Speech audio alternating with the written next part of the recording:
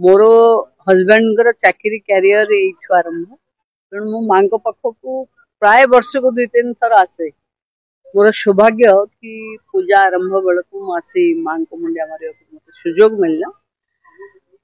आपण मैंने समस्ते जानी कि माँ ये प्रकल्प राज्य सरकार पखापाखि 336 कोटी प्रोजेक्ट करी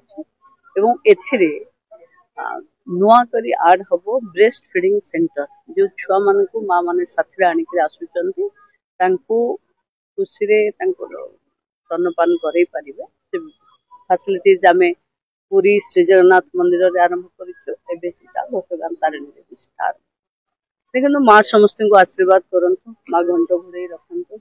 माँ संकट हारिणी जे तारिणी ना स्मरण करे तार संकट दूर हुए।